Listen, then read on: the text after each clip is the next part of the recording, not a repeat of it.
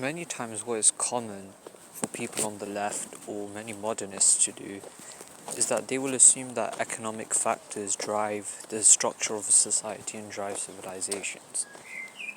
And they try to explain things through a very materialist lens.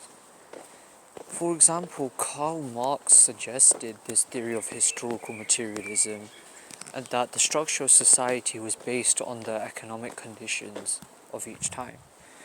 So he attempts by this to explain the shift to, let's say, feudalism or, maybe other sort of, from feudalism to, let's say, commercial capitalism to modern day industrial capitalism. However, I think well and truly, beyond a certain point, one also begins to realize the importance of ideas in shaping history. Not only in shaping history, but in shaping the structure of a society as well. So, for example, if we were to say that, Western civilization, the sort of driving factor is economics per se. This, however, may not explain why sort of these economic developments seem to have coincided with the rise and fall of certain religions within the Western world. For example, Max Weber's famous study, the spirit of capitalism and the Protestant work ethic. In that work, he discusses how the rise of Protestantism, and specifically of Calvinist Protestantism, led to the rise of capitalism.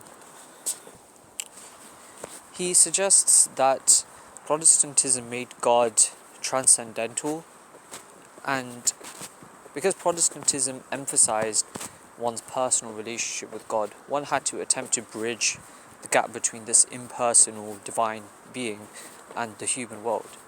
Furthermore, Calvinists believe in this kind of strong predestination where God had already preordained that people were to be damned or saved. And Calvinism also suggested this kind of asceticism, or in other words, this worldly asceticism. And this kind of view created a salvation panic amongst the Calvinists or the Protestants about whether they were saved or not. To solve this salvation panic, what they did was they made as much money as they could as proof of the fact that they were actually saved. And then when they made that money, because they had an ascetic approach, they simply invested it back into their businesses. So essentially, in order to prove that they were loyal to God and that they were saved, to avoid this salvation panic and to essentially know if they were saved or not, they started to make money for the sake of making money as proof of their being part of the elect. We also see, for example, this isn't simply necessarily the historical materialist narrative isn't simply one developed by Karl Marx.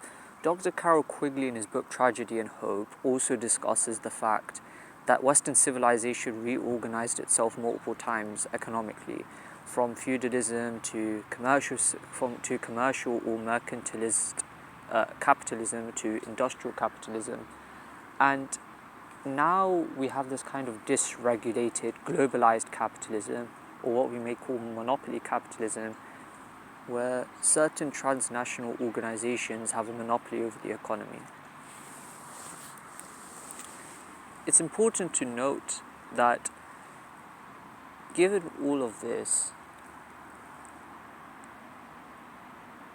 Dr. Caroll Quigley also does not simply state that economics drove the structure of Western civilization. He also stressed the importance of the Western philosophical tradition and how it led to the development of Western civilization. He stressed that the Western tradition focused on human rights, the rights of the individual, the value of human life, its scientific outlook, its pluralist outlook, and the fact that it believed in approximations to the truth but never a final answer on a certain issue.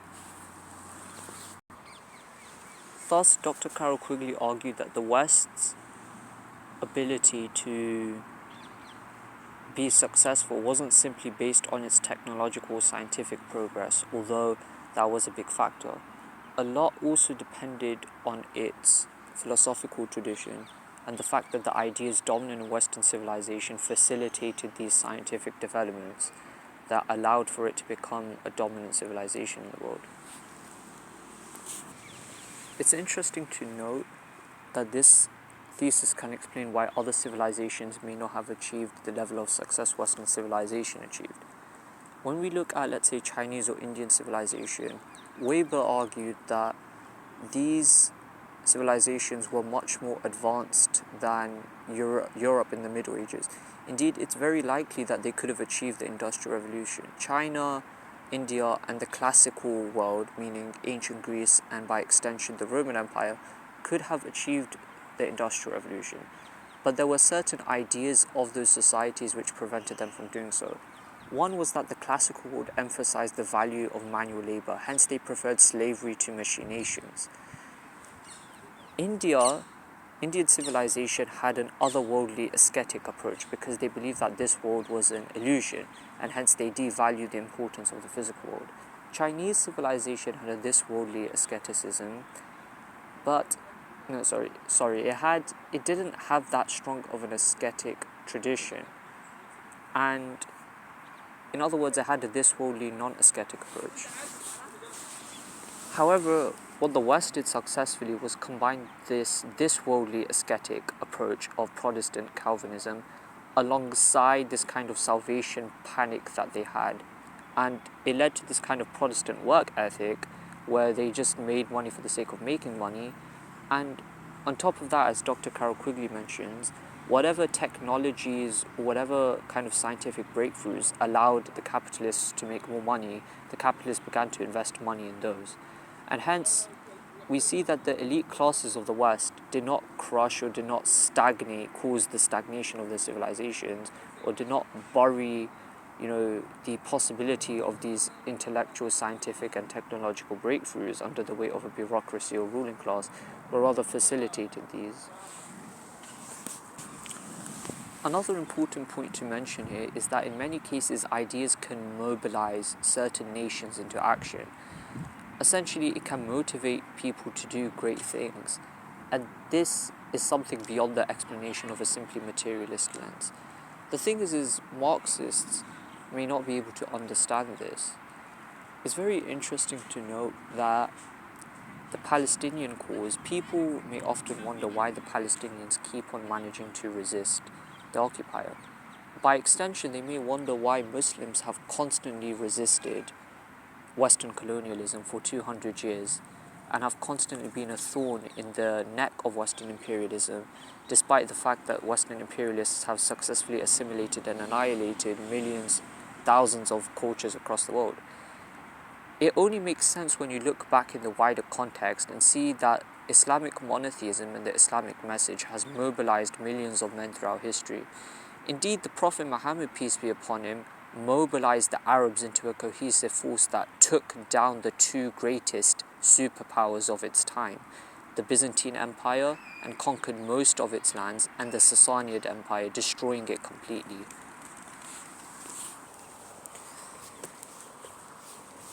And, if it was simply material economic factors that drive civilizations and the structures of civilizations and the development of civilizations, this can't really explain why the Muslim Arabs went on to do what they did, because the Muslim Arabs were the most backward people of their time. Yemen to a certain extent was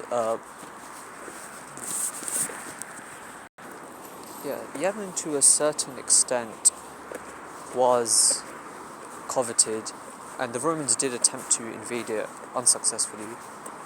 However, with all that being said, the Romans and the Sassanids and the Persians didn't want anything to do with the Arabs. The fact is, the Arabs managed to organize based on this idea of Islam, based on this religion, and they managed to conquer an incredible portion of the world at the time, simply based on this Islamic message. Of course, they were incredibly strong, but they managed to take down two of the greatest superpowers of their time. This isn't simply explained by, let's say, the material factors, because they were very poor. They didn't have the wealth that the Romans or Persians had. In fact, the Arabs weren't even a cohesive civilization to begin with at that point. They were a bunch of scattered tribes. The Prophet Muhammad, peace be upon him, managed to gather them based on this idea of Islam and monotheism, and managed to successfully rally them into the most successful civilization up until that point. Indeed, by the year 1000 AD, Islam had become the most humane, capitalist, scientific, philosophical, humane, intellectual society of that time. However, alongside the other major Asiatic civilizations of the world, starting around 1000 to 1200 AD, they went into a period of fossilization and stagnation that continued until much, much later, and in fact remained until Western colonialism came in and forced these Asiatic civilizations to change their approach. Hence, we can actually see that ideas have a very important influence in that they can rally civilizations, they can cause the rise of civilizations, and they can also lead to the stagnation of civilizations, and that they're very important in determining the structure of said civilizations and their economic structure as well.